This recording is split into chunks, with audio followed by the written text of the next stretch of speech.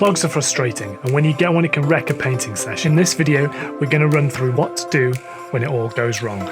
Welcome back to Rise the Game Minis, my name's James. And before we start this video, I'm just going to bookend it by saying, before you do any of the steps in this video, make sure you check the basics first, because you'll feel like a right idiot if you work all the way through some of the more complicated steps and you've not done the basics first. Basic number 1, is your compressor turned on?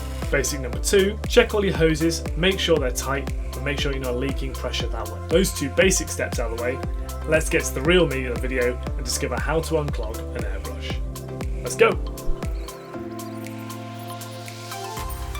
Okay, so I thought I'd give you a quick rundown of how an airbrush actually works. This bit here is the body of the airbrush, this is your paint cup, this is your nozzle, and this is the cap. Paint goes in here, air goes in here. This is your needle, which runs front to back. You'll notice that the air and the paint channels are entirely separate and they never mix until they reach right at the tip of this nozzle here, which is why your cap is here. And when they mix, they atomise and spray out, and that's what causes the spray pattern of an airbrush. You'll also notice there's a seal behind here which stops paint flowing back and into the various bits and pieces of channels where it shouldn't be, and there's a needle which runs right through the middle. So when you pull your trigger, which is normally situated somewhere around here, when you pull this backwards and forwards, that needle is drawn forwards and backwards, which opens up the aperture in your nozzle and allows paint and air to flow together. That's it.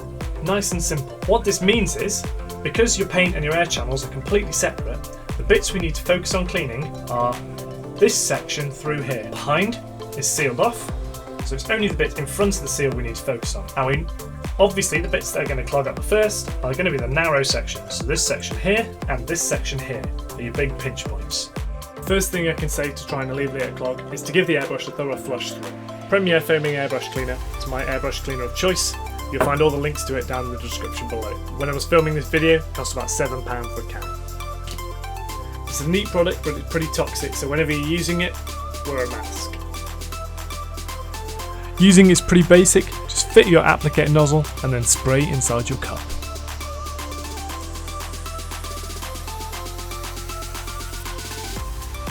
Let that foam die down before grabbing an old, cheap paintbrush and using that to loosen up any of the old paint chunks that are in there, taking real good care to really get amongst the needle before dumping it into a cup and repeating the process until you've got a clean cup. Once you're done with your cleaner, simply repeat the steps with some clean deionized water. You can use tap water in a push. Once you're happy that the cup is clean, you can then flush your airbrush through by just spraying it as you would do any other paint. Wait for that cup to empty and then repeat as necessary. So as ever, prevention is better than cure here. If you do this at the end of every painting session, you'll stand yourself in better stead and avoid less issues in the future. I would also recommend flushing through the airbrush every time you change paints. It only takes a few minutes and it'll save you a world of hurt. One solid piece of advice: avoid letting the paint in your airbrush completely run out, because if you do that, it'll start to suck air through across that paint, which will cause the paint to dry inside the airbrush and make it a lot harder to clean. So stop just before you run out, then flush the whole thing through.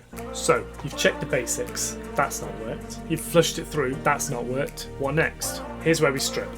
Just kidding, there's another video. We're going to strip the airbrush down. Here's how.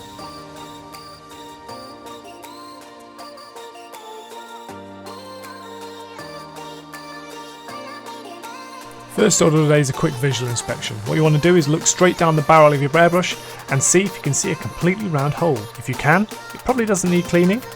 Same with your nozzle. See if you can see that completely round hole.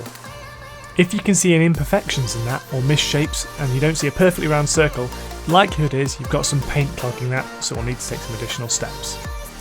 We want to work through this next bit systematically, starting with where the airbrush is most likely to clog and working to clean that section before assembling and moving on. Starting at the nozzle.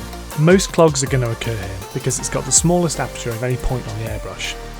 So paint's going to collect on the end of the needle and then dry, and as you pull it backwards and forwards, it's going to cause clogging inside the aperture on that nozzle. This is called tip drying. Next we're going to grab our needle and a clean cloth or a piece of tissue paper, and we're going to gently wipe backwards and forwards to remove any excess paint, but avoid bending the needle and causing damage. With that done, we're going to grab a small set of bottle brushes. You can use incidental brushes as well. I got these off Amazon. And using the smallest size, we're going to scrub inside that nozzle, working up to as large a size as you possibly can. You may need to soak it to loosen off any paint first, but we're just going to work backwards and forwards until we're absolutely confident there's no built-up paint inside the nozzle.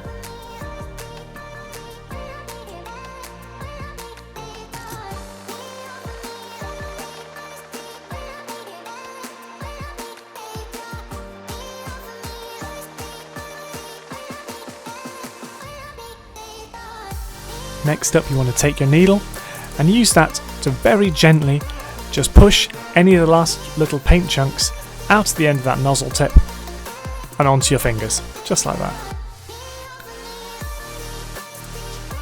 Once that's done, you can just set this to one side. Next up is the body of the airbrush. If you look at the airbrush, you can clearly see the bits you need to focus on. So you want to focus on the bit where that cup joins up with the tip of the airbrush. So that's the seat where your nozzle sits, and you can see a small hole next to it, which is where your air goes. Obviously we want to focus on the bit where the paint falls, so we're going to take our bottle brushes again, using the largest size possible, and just work back and forwards in there, dislodging any paint we possibly can until we're satisfied that it's clean.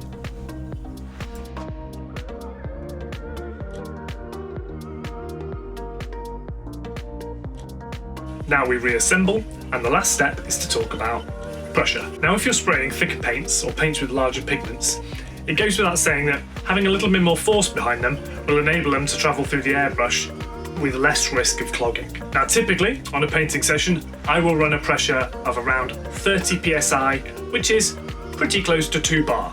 But when I'm running thicker paints or painting lots of models or want to cover large surfaces, I'll up the pressure to around 40 psi, which is about 3 bar. The only downsides to upping your pressure are you will find it harder to paint details. You'll use paint faster, and you'll run into issues like spiderwebbing, where if you keep an airbrush painting in one area for too long, you'll deposit too much paint, then it'll spread out in little spider webs all across the model, adding extra detail you don't want and making it look unnatural. So if you're day-to-day, run-of-the-mill stuff, use your lower pressure. So if you try all of the steps before and it's still not worked, you've likely got a more complicated issue going on. If that's the case, drop me a message in the comments down below and I can try and help. You'll find all the links to all the bits and pieces we've used in the video down below.